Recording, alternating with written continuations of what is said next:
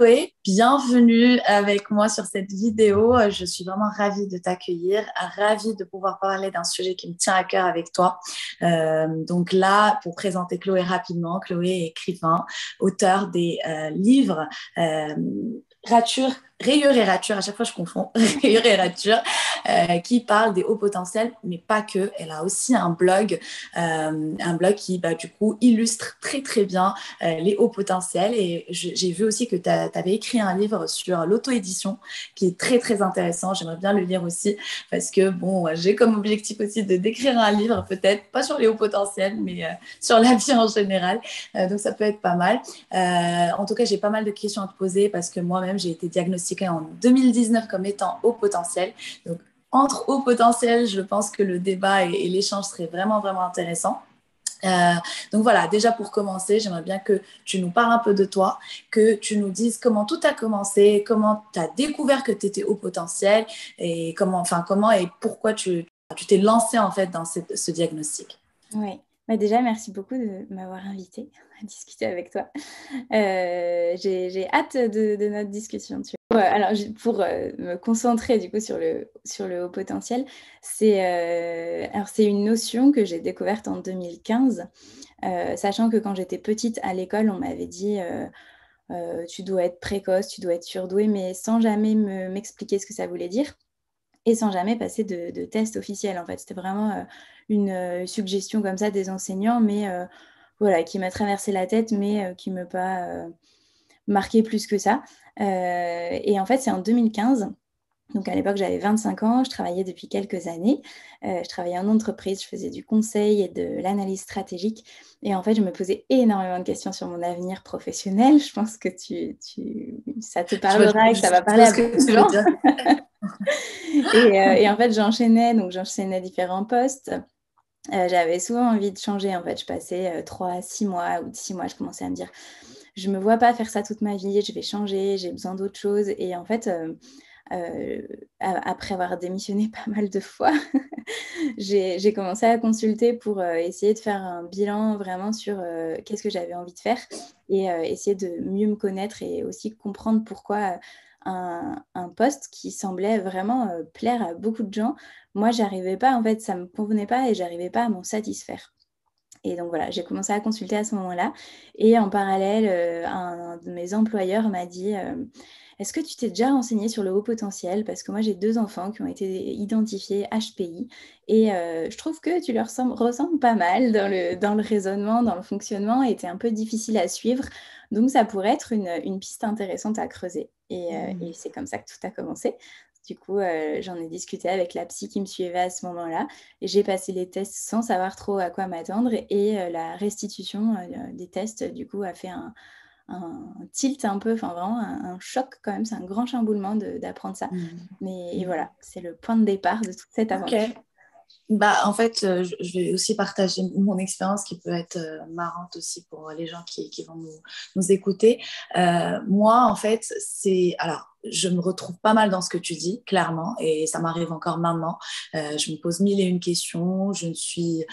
On m'a souvent dit, tu es une éternelle insatisfaite. C'est un peu le Ouais. mot parce que j'essaie toujours d'avoir plus, d'avoir mieux.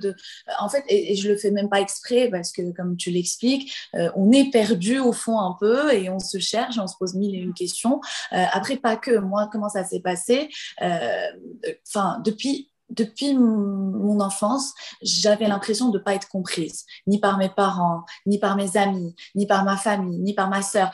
J'étais toujours un peu l'extraterrestre de la Ouais. famille, celle qui a trop d'idées, qui est trop intense, trop dynamique, trop active. Toujours un mot, genre à côté d'un trop. Et en fait, limite, je grandis avec un manque de confiance en moi parce que je ne me sentais pas à ma place et nulle part. Mes amis se formaient, c'est-à-dire ils formaient un groupe d'amis, j'étais toujours exclue parce que j'étais trop, je ne sais pas, peut-être, ouais, ils ne le sentaient pas, ils ne sentaient pas ma présence, ils me trouvaient juste bizarre. À l'école, pareil, dans ma famille, pareil. Et en fait, j'ai grandi avec ce manque de confiance et ce manque de compréhension qui a l'idée ou qui a mené à une sorte de dépression. Mm. Et en fait, en 2019, j'ai vécu pas mal de problèmes et je sombrais. Mais je sombrais vraiment, c'est-à-dire que je voulais plus vivre, en fait, parce que je sentais que je n'appartenais pas à cette société, je n'appartenais pas à ce monde et c'était très, très compliqué. Et donc, en fait, je vais voir, comme étant pas dépressive, mais vraiment sombrement triste, je vais voir des psys et les psys, du coup, un premier, puis un deuxième, puis un troisième. Et en fait, personne ne m'apportait, limite, je faisais la psy pour moi-même. C'est-à-dire, je savais déjà pourquoi j'étais comme ça, etc. Donc, limite, je leur donnais les réponses. Et Ouais. au final, on dit, ouais, je sais ce qu'il faut faire, donc fais le taf, quoi. OK? Donc, un jour, je vais voir une psy et là, à Paris, j'habite à Paris, et là, enfin, je rentre chez elle, les yeux rouges, enfin, j'en pouvais plus, genre, vraiment. Et je parle et je lui dis, voilà, je me sens incomprise, je ne comprends pas, voilà ce qui se passe, et je lui donne vraiment des faits factuels, etc. Et, euh, et là, elle me regarde, elle me dit, la couleur de mes chaussures, c'est quoi? Elle me dit, c'est quoi la couleur de mes chaussures? Et en fait, là, je me retrouve dans une sorte de questionnement avec moi-même en me disant, mais comment? Alors, elle est assise, hein, les chaussures sont en dessous du bureau, et je me dis, mais comment j'ai pu connaître la couleur de ses chaussures? C'est-à-dire qu'en rentrant, j'ai observé tout ce Mm. qu'il y a autour, sans faire exprès. Et c'est là où j'ai eu un déclic en me disant, mais pourquoi je fais ça en fait? Pourquoi j'observe tout ce qu'il y a autour de moi, Ouais. j'entends tout ce qu'il y a autour de moi. Et c'est là où elle a commencé à m'expliquer en fait les symptômes d'un haut potentiel, c'est l'incompréhension, c'est le trop truc, c'est aussi l'observation, c'est les sens qui sont développés, qui sont multipliés par... Et là, j'ai passé le test et effectivement, j'ai été diagnostiquée haut potentiel. Et comme toi, c'était bizarre. Je sais pas comment t'expliquer, c'était Ouais. bizarre. C'était un soulagement, mais un choc. C'était, ah ouais, en fait, je suis pas comme tout le monde. Ah ouais, je suis vraiment différente. Et comment, maintenant, qu'est-ce que je suis censée faire? Et en fait, je vais montrer un peu tes livres. Donc, j'ai lu un peu les deux livres qui sont hyper, hyper intéressants. Et en fait, ce livre, du coup, je te promets, j'ai l'impression que c'est moi qui l'ai écrit. Tellement, tu sais, tout. Il n'y a pas un seul mot où je ne me suis pas retrouvée. Et je me dis, mais c'est marrant, moi, j'ai le même âge que toi. Donc, j'ai été diagnostiquée à 29 ans en 2019. Et je me dis, mais jusqu'à mes 29 ans, je n'avais aucune idée que ça existait, en fait, que je pouvais l'être. On a C'est, souvent c'est... l'impression que c'est un peu du temps perdu et on en reparlera plus tard dans la discussion, mais en vrai, Ouais, pas du tout. Et ouais, c'est c'est un ça. moment où on a besoin de savoir. Il y a, en fait, je tiens juste à préciser pour les personnes qui nous écoutent, toutes les personnes HPI ne vont pas mal et n'ont pas forcément besoin de consulter un psy. Mais je pense qu'en fait, quand on est identifié à HPI, c'est qu'on a consulté à un moment donné et c'est qu'il y avait une souffrance. Et la souffrance vient souvent du sentiment de décalage en fait. Donc c'est aussi en lien avec l'environnement autour de nous, quand l'environnement est très normé et que tout le monde fonctionne un peu d'une façon et que nous on est là, l'atypique. Moi j'ai vécu la même chose que toi pendant mon enfance, tu vois, à toujours me sentir bizarre et en fait on en vient à se dire que en fait c'est nous le problème. Si on Ouais, n'arrive pas à se exactement. fondre dans la masse, c'est que on doit être un Ouais. problème et du coup le test et la restitution viennent nous montrer qu'en fait non. On est juste comme ça, on n'est pas un problème et qu'en fait maintenant, il va falloir comprendre que les autres fonctionnent d'une autre façon. Je sais pas si toi, tu avais conscience de ça, mais moi, ça a été vraiment la grande Oui, révélation, c'est oui, comment ça, tout le monde ne fonctionne pas comme moi, oui. Ouais, ouais, c'est on ça. s'en Tu rend pas compte. observes, en fait. Ouais. C'est ça. Non, Et mais c'est après, du ça. coup, c'est un travail d'adaptation et ça prend un peu de temps. Non, c'est clairement ça. C'est-à-dire que moi-même, maintenant, dans le monde professionnel, j'ai un regard, mais complètement externe, enfin, complètement objectif. Alors qu'avant, je prenais tout personnellement. Comme tu dis, tu dis, c'est moi le problème. Qu'est-ce que j'ai fait de mal? Tu te poses mille et une questions. Et là, en fait, quand ça arrive, je me dis, mais non, mais en fait, je suis pas comme les autres. Donc, c'est moi qui dois tolérer, entre Oui, il faut guillemets, éviter des cette différence. malentendus, en fait. Il C'est faut ça. communiquer et, voilà, et ça ira mieux. C'est ça, C'est pas forcément exactement. facile, hein, mais, Ouais, non, c'est pas mais facile, voilà, clairement. ça se travaille. Et du coup, Chloé, dis-moi, comment ça t'est venu l'idée d'écrire enfin, les livres, de faire la BD? Maintenant, j'imagine que tu te concentres sur ça à temps plein, c'est ça? Ouais. Et du coup, comment t'es venue l'idée de faire tout ça? Et Alors au pourquoi? départ, les livres n'étaient pas du tout prévus. Au départ, c'était un blog en fait qui existe toujours et sur lequel Ouais. j'adore publier énormément de contenu illustré et gratuit. Et donc c'est le blog s'appelle Rayorérature. Et en fait, je l'ai lancé juste après avoir découvert en fait que j'étais HPI et découvert surtout ce que ça voulait dire.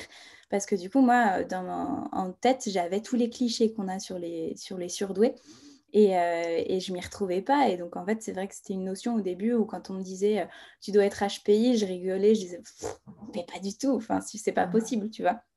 Et en fait, si, parce que ça n'avait rien à voir avec les clichés que j'avais en tête. Et surtout, je me suis dit, mais en fait, pourquoi personne avant me l'a expliqué de façon aussi simple et quand je lisais des livres sur le sujet, je trouvais que c'était toujours très clinique ou très négatif. J'avais l'impression que c'est bon, ma vie était foutue, je serais jamais heureuse, toujours incomprise. Enfin, vraiment, je trouvais ça très, très négatif ce que je pouvais trouver. Et du coup, je me suis dit, bah, je vais expliquer ce que j'aurais aimé savoir plus tôt et ce qu'on m'a expliqué avec la restitution du test de façon super accessible et illustrée pour dédramatiser, en fait, apporter vraiment un côté ludique et ouais, pas trop clinique pour qu'on puisse, en fait, tu vois, envoyer un dessin à ton entourage pour lui dire, bah, tu vois, en fait, ça, c'est moi et je me retrouve là-dedans. Et je trouve qu'un dessin permet plus facilement d'ouvrir le dialogue sur un sujet comme ça. Ouais, ça c'est vrai. On aurait dû commencer par ça, mais on va dire que c'est notre spécialité, les hauts potentiels, c'est de commencer un peu à l'envers. Est-ce que tu peux expliquer ce que c'est déjà un haut potentiel ou un Ouais. zèbre alors on parle de zèbre, on parle de surdoué, on parle de haut potentiel, HP, HPI. Il y a pas mal de termes qui définissent du coup tout ça. C'est vrai que comme tu l'as bien expliqué dans le livre, le mot surdoué peut paraître, moi en tout cas, j'avais vraiment du mal à dire je suis surdouée. Je n'utilise jamais ce mot parce que les gens ont tendance à trouver ça arrogant, entre autres, alors que pas du tout, comme tu l'expliques très bien, être surdoué ne veut pas dire qu'on est au-dessus ou en dessous, c'est juste un terme. Et donc, est-ce que tu peux expliquer justement ce que c'est vraiment en dehors des clichés? Oui, En en fait, quelques mots, alors, bien sûr. tous ces termes-là, ils sont synonymes. C'est vrai que surdoué, c'est très lourd de préjugés, enfin, voilà, d'idées reçues qu'on a depuis très longtemps. Donc, on a tendance à pas trop se retrouver dedans et pas trop aimer l'utiliser. Après, maintenant, moi, ça me pose plus trop de problème de l'utiliser parce que justement, j'ai compris tout ce que ça voulait dire.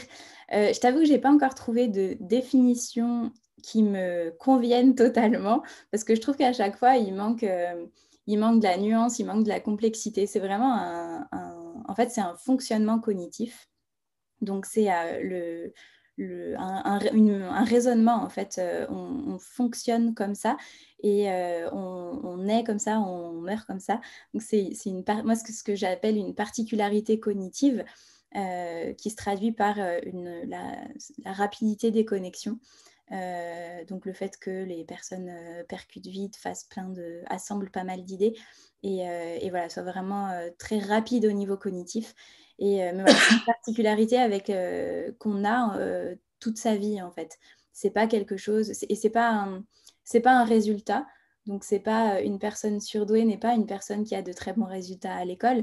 En fait, la douance, c'est pas le résultat, c'est le fonctionnement qui peut mener à un résultat ou pas forcément. Tout le monde a des... En fait, c'est les capacités et ensuite, est-ce qu'on va réaliser ce potentiel-là? Pas forcément. Mais les capacités intellectuelles sont là. Je ne sais pas si c'est très clair, mais Non, non, voilà, c'est vraiment un fonctionnement cérébral cognitif en fait.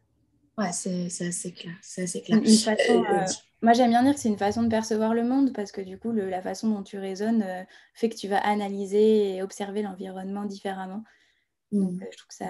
Et tu penses qu'aujourd'hui, dans notre société, alors je pense qu'il y a plus d'informations qu'avant, mais est-ce que tu penses qu'il y a assez d'informations sur le sujet? Parce que c'est vrai que moi, quand j'ai été diagnostiquée, et ben, j'en trouvais pas forcément. Comme tu dis, c'est soit ouais, non, pas assez à mon goût en tout cas, ou sinon, il fallait que je tape surdoué pour trouver Oui, c'est vraiment ça. des Ouais. études, quoi. Bon, il faut que je travaille le référencement du blog alors. Ouais, c'est ça. Mais en fait, tu sais, c'est un ami qui m'a parlé de toi, mais clairement, tu vois, j'ai un peu abandonné. J'avais lu en fait, tu sais, les livres Je pense trop, je pense mieux de Christine, et en fait, ouais, c'était des livres qui apportent aussi des réponses sur les hauts potentiels. Mais au-delà de ça, alors entre nous, je n'ai même pas trouvé la traduction du mot haut potentiel ou zèbre en anglais, par exemple. Tu vois, on peut parler de... Ouais. Oh, c'est marrant, tu vois. Moi, par exemple, j'habite à l'étranger. Quand je veux expliquer à des gens ce que c'est haut potentiel, etc., bah, tu me dis high potential. Et en fait, il n'y a personne qui comprend. High Ouais, potential c'est of what? c'est Hein? gifted, mais Ouais. Mais ils Mais l'utilisent gifted, c'est plus surdoué. pour les enfants. Et c'est vraiment quelque chose de Exactement. très éducatif, très scolaire, en fait, là-bas. Exactement, exactement. C'est-à-dire que j'ai l'impression que en France, on trouve plus d'informations sur le sujet que ici à l'étranger ou dans Ouais. des pays anglo-saxons, quoi. Je suis en train de Et traduire Rayure et Rature en ce moment. ah, trop cool. Ah, ça, c'est une Mais bonne juste, idée, ça. du coup, toute petite parenthèse, le terme Rainforest Mind, je Ah, pense que ça te parlera et tu pourras regarder sur les blogs. C'est d'accord. vraiment la pensée un peu, bah, du coup, comme la forêt amazonienne où c'est un écosystème complexe, pas meilleur, mais vraiment plus complexe. Complexe. Et ça, je trouve que c'est une image super parlante et il y a des blogs aussi dessus.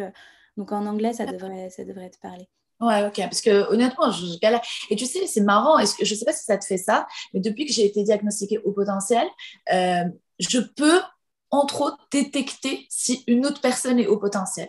Ah, par la Ouais. manière, ça t'arrive aussi. C'est marrant, hein, Alors moi, ça m'arrive pas, mais parce que je me refuse un peu à faire ça, à parce que juger. Ouais. j'ai toujours très peur de donner une information alors que la personne n'est pas forcément prête à l'entendre, et puis j'en sais rien Ouais. tant qu'elle n'a pas Mm. passé le test. Ça reste une supposition, et du coup, je me refuse un peu de faire ça, Mais tu sens qu'il y a je des cache sur personnes. l'antenne. Ouais, voilà. Mais même si Parfois, tu ouais, ne je me le pose dis la pas, question. ouais. Mm. Ouais, c'est ça, c'est marrant, c'est-à-dire que même si tu ne dis pas ça à la personne, c'est vrai que moi aussi j'évite de dire ça à la personne si on n'est pas trop proche, mais après quelques mots, quelques phrases, j'observe, etc., je peux me dire potentiellement, elle peut être high potential, enfin au Ouais. potentiel. Ouais, c'est marrant. Après, Ok, pour revenir du coup à ta question, parce qu'au final, j'ai pas ouais, du tout répondu. ouais, non, c'est ça, ouais, c'est ce que Sur les j'allais te dire. informations, bah, tu vois, moi, en fait, ça fait du bien d'avoir ton témoignage parce que moi, j'avais l'impression qu'il y avait énormément d'informations pour les personnes concernées. Donc, les personnes qui se sentent concernées par le haut potentiel ou qui viennent d'être identifiées. Et parce qu'il y a quand même maintenant énormément de livres sur le sujet. Donc, il y en a pour tous les goûts, un peu toutes les approches en fonction de ce dont les gens ont besoin. Il y a des approches très scientifiques, très cliniques, d'autres beaucoup plus populaires. Grand public, donc chacun peut un peu piocher ce qu'il veut. Mais tu vois, par contre, je trouve que là où ça manque d'informations, en tout cas d'informations fiables et accessibles, c'est pour Oui, les éducateurs, les enseignants ou les soignants.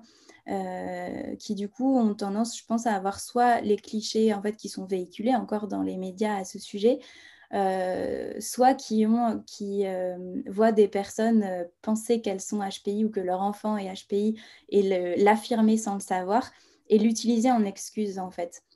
Je oui. sais qu'il y a pas mal d'enseignants qui me disaient, mais en fait, moi, je ne sais plus ce que c'est un enfant précoce parce que j'ai l'impression d'en avoir 15 dans ma classe parce qu'en fait, les parents me disent, ah bah, s'il est turbulent, Mm, c'est qu'il doit être surdoué. Et mm, donc, en fait, mm. maintenant, c'est vrai que c'est une notion qui est un peu, voilà, un peu utilisée. À tort et à travers, ouais, c'est clair, c'est clair. Et donc, je pense que ça manque encore d'informations, de sensibilisation vraiment Mm. fiable pour ces publics-là. Mm. Mais c'est clair, enfin, je pense que tu l'as bien dit. C'est facile de dire ouais, je suis au potentiel, mais il faut passer le test. Enfin, moi, à mon sens, C'est un je ne suis. cheminement, ouais. Voilà, c'est ça. Tu doutes, puis par la suite, tu passes le test pour confirmer tes doutes. Ouais. Mais si tu dis Après, je suis au potentiel. en fait, ouais, après, il y a des gens qui ressentent pas le besoin de passer le test ou qui ont simplement pas les moyens. Mm. Mais dans ces cas-là, en fait, c'est juste que l'étiquette au potentiel, donc déjà, moi, je trouve ça un peu bizarre de dire je suis HPI. Enfin, Ouais, ça vient ouais, jamais non, dans la conversation, à part quand on parle de mon travail, tu vois.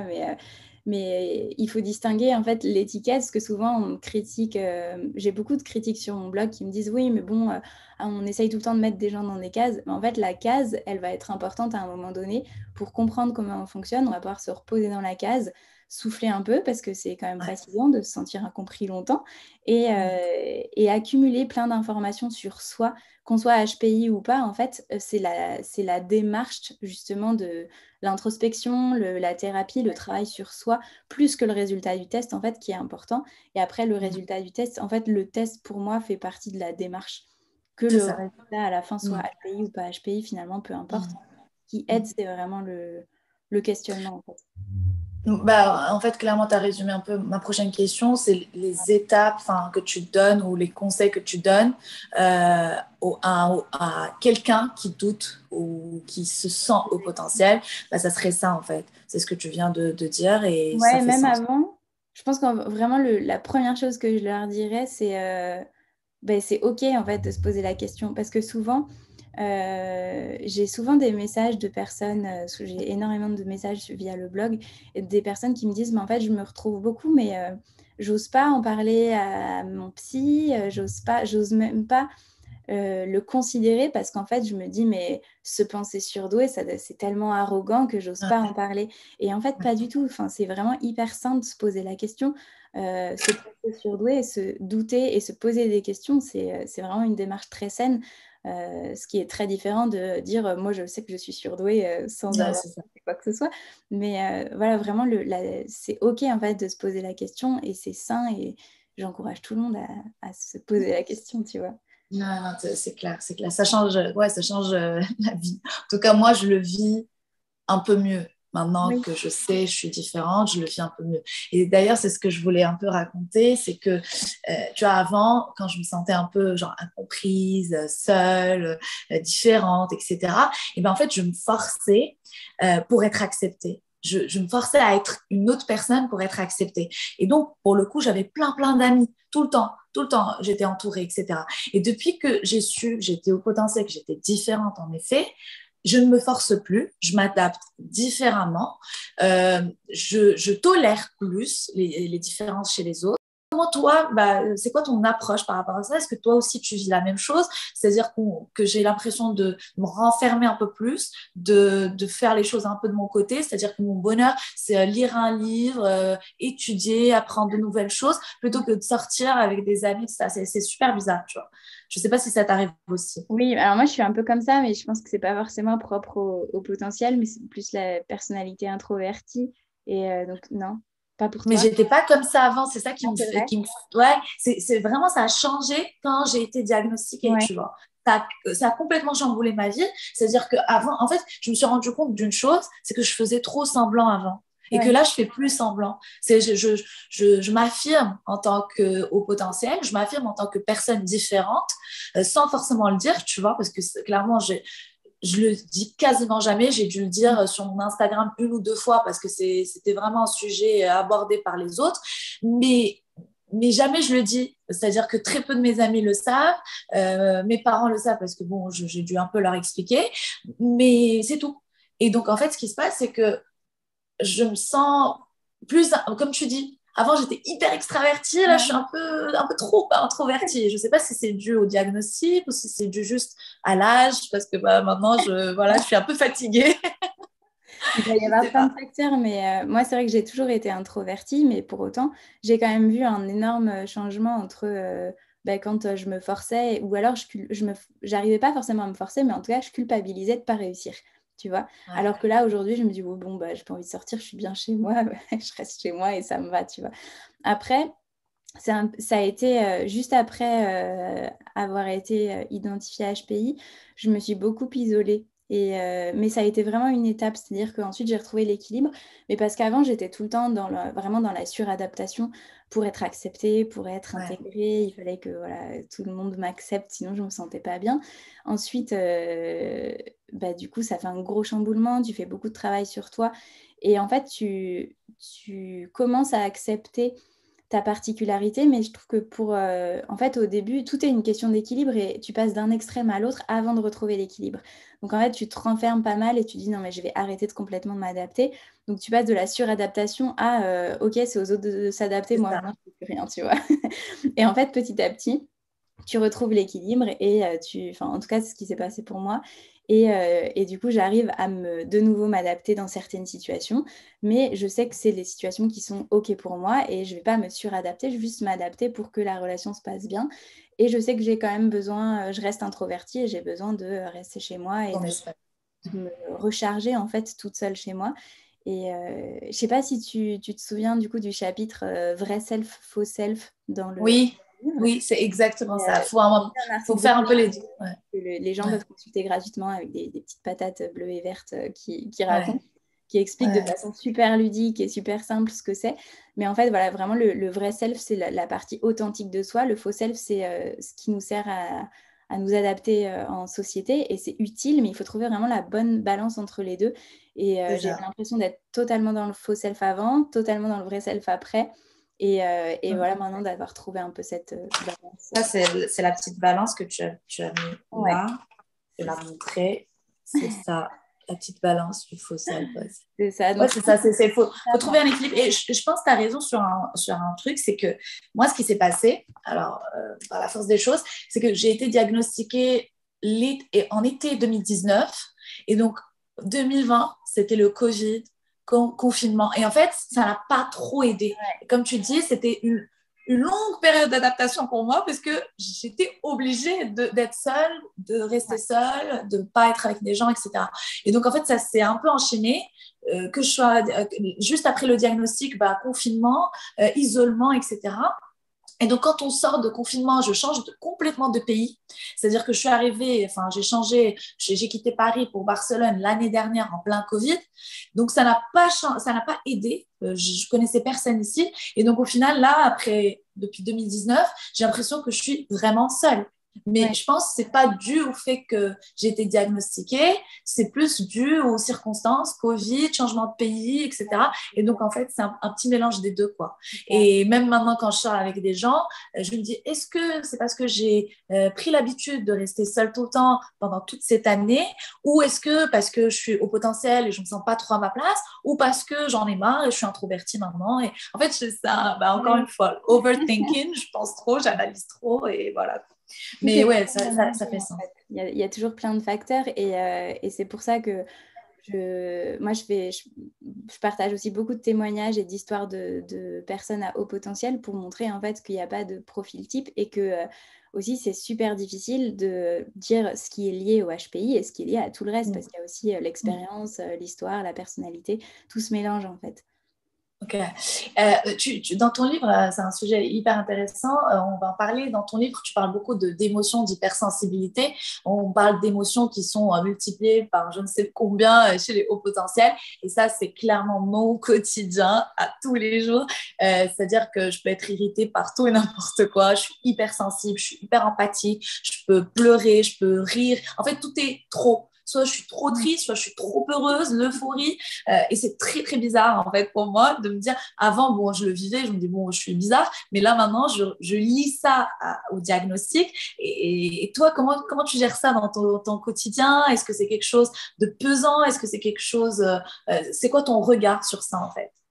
Ça a été très pesant avant, quand je travaillais en entreprise, tu sais, vraiment cadre très analytique en plus, donc pas forcément ouvert à l'émotion. Après, l'hypersensibilité, donc moi je suis aussi HPI et hypersensible, mais toutes les personnes à haut potentiel n'ont pas de l'hypersensibilité et ne sont pas hypersensibles.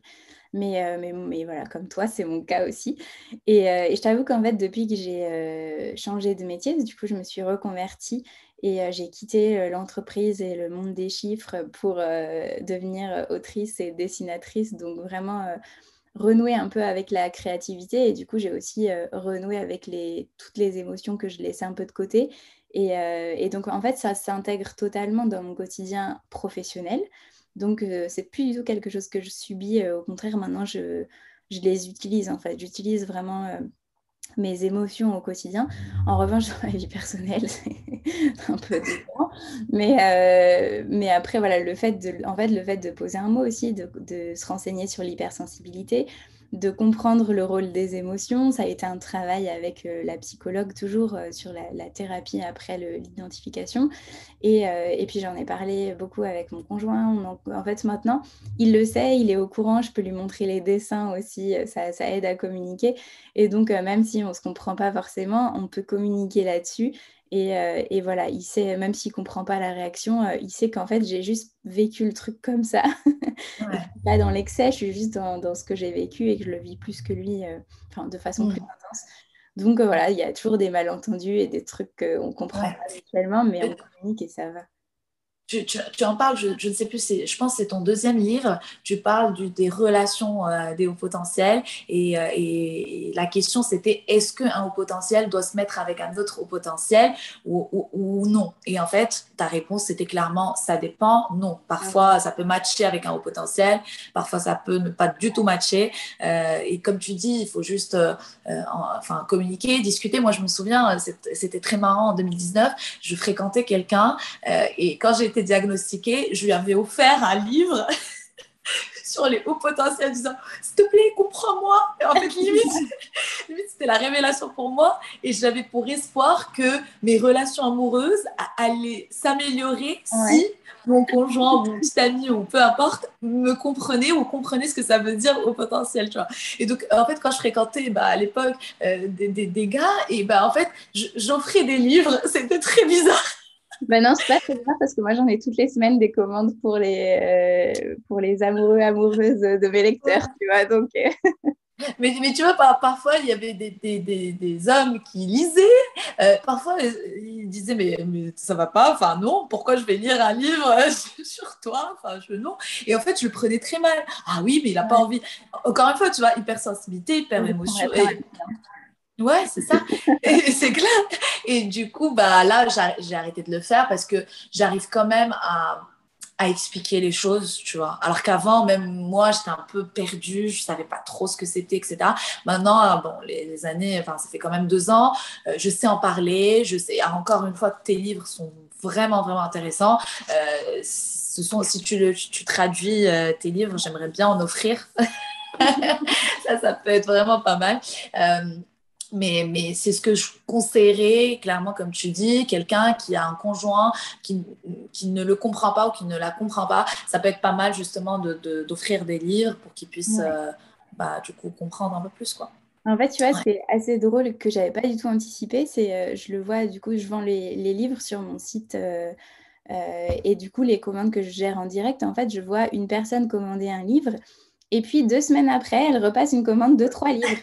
Et du coup, généralement, je discute un peu avec et elle me dit, mais en fait, je vais l'offrir à ma mère, à mon père, à mon conjoint ou à ma sœur parce qu'en fait, c'est un livre qui est illustré, qui est ludique, la personne, enfin, tu vois, tu lui offres pas un Ouais. papier genre, tiens, voilà les études scientifiques sur le HPI, Ouais, on va comprendre, ce qui est quand même une approche un peu plus difficile. Et ouais, là, c'est clair. c'est juste, tu vois, parfois, elle le laisse traîner sur un coin de table et quand la personne va chez elle, elle l'ouvre, elle dit, ah tiens, un dessin, vas-y, je regarde, c'est marrant. Et ça, voilà, ça permet d'ouvrir le dialogue. Donc, c'est vrai que c'est une façon plus douce d'aborder le sujet parce que ça reste un sujet quand même assez tabou et avec tellement de clichés qui y sont liés que c'est très difficile pour les gens qui, eux, ont eu un gros chamboulement en apprenant ça, de se dire, mais attends, comment je vais dire à mon entourage que je suis comme Ouais. ça je vais prononcer quel mot, je ne sais pas comment le dire. Et parfois, c'est vrai qu'un dessin comme ça, c'est... C'est clair. Mais moi ton premier livre, je l'ai fini en un jour et demi. Enfin, en plus, j'ai une vie hyper remplie, c'est-à-dire que je bosse vraiment 16 heures par jour et je l'ai quand même fini en un jour et demi. Je ne pouvais pas décrocher. Le deuxième, je l'ai fini en 2 jours. Et clairement, enfin, c'est ce que je vais dire à la communauté qui nous écoute aujourd'hui, enfin, quand je vais poster la vidéo, c'est que clairement, les livres de Chloé sont des livres, comme elle a expliqué, hyper bien illustrés, avec un langage très ludique, très simple à comprendre. Donc, que ce soit vos parents, même un enfant, en fait. J'ai l'impression que même un enfant peut lire le livre et comprendre de quoi il s'agit. Même quand tu utilises des termes scientifiques pour expliquer un peu comment le cerveau d'un haut potentiel fonctionne, on comprend. Limite, j'étais là à apprendre les termes et tout, tellement c'était hyper intéressant. Ah oui, comme ça, je le sors un jour dans mon discours. Pas mal. Et ça, c'est clairement rare. C'est pour ça qu'au début, je te disais, j'avais vraiment du mal à trouver un contenu ou des articles sur ça, parce que tous les articles que je trouvais étaient trop, trop scientifiques, trop compliqués, complexes à comprendre, pas assez ludiques, quoi. Ouais. Et enfin, là, ça arrive, je crois, parce que les gens s'ouvrent un peu plus à ce sujet. Comme je t'ai dit, il y avait le livre Je pense trop, je pense mieux, qui était aussi ludique, mais les tiens, clairement, étaient une bouffée d'air frais, en fait. Dans la vie d'un haut potentiel, c'est une bouffée d'air frais, clairement, je te le dis. Félicitations, c'est génial ce que tu as fait. Et en plus, bah, je te suis sur Instagram, donc tous les jours, j'ai un petit post, un petit article, etc. Donc ça m'aide à Dessins rester. et mes chats. Ouais, non, franchement, c'est super ce que tu fais, vraiment. J'ai juste une autre question à te poser avant de conclure. Pour toi, c'est mieux de se faire diagnostiquer en tant qu'enfant ou en tant qu'adulte et pourquoi? Eh ben, il Ou y il a n'y a pas de quelques règle? années, je t'aurais dit enfant parce que plus tu le détectes tôt et en fait, plus tu peux t'adapter, avoir une éducation, euh, enfin, tu vois, adapter ton fonctionnement ou faire en sorte que ton système et le système de l'école puissent coexister et de pas penser grandir en pensant que tu es un problème en fait. Mais tu vois, en fait, dans le Rayurirature 2, c'est énormément de témoignages de personnes de tous les âges, donc de 6 mois à 92 ans. Et en fait, ils m'ont tous partagé leur expérience, du coup, à quel âge ils ont été identifiés. Il y en a qui ont été identifiés parfois à 85 ans, tu vois, donc 80 ans. Et en fait, finalement, parfois, certains enfants en fait sont identifiés via l'école, via le système scolaire, mais on leur dit juste votre enfant est HPI, tu es HPI, et en fait on n'explique pas ce que ça veut dire. Et dans ces cas-là, je trouve qu'en fait, peu importe l'âge finalement, peu importe que tu sois détecté à 8 ans, à 15 ans, à 30 ans ou à 80 ans, en fait, ce qui est vraiment important, c'est la façon dont on te l'explique, parce qu'un enfant à qui on va juste dire, toi, de toute façon, tu es surdoué, sans lui dire ce que ça veut dire et ce que ça implique, il peut grandir avec une énorme pression parce que lui aussi aura les clichés en tête et pensera aux résultats et se dira mais attends, ça veut dire que si je n'ai pas 18 sur 20 tout le temps, mes parents m'aimeront plus et je serai juste un raté. Enfin, tu vois, ça peut être très, très compliqué. Donc finalement, je pense que peu importe l'âge, ce qui est vraiment important, c'est d'avoir un professionnel qui fait une analyse très complète, vraiment un bilan complet et qui va pas juste faire un test en disant vous êtes HPI ou vous l'êtes pas, sans t'expliquer, tu vois. Ouais, c'est ça. C'est l'explication. En fait, c'est l'après-diagnostic qui est Ouais. important, je crois. Ouais, c'est ça. Ok, ok. Super intéressant, Chloé. Merci pour toutes ces informations. C'est quoi tes projets maintenant? Écrire un autre livre? Ce serait quoi le Ouais. thème? Bon, je sais que tu vas traduire tes livres maintenant, mais c'est quoi tes projets? Parle-nous un peu de ça.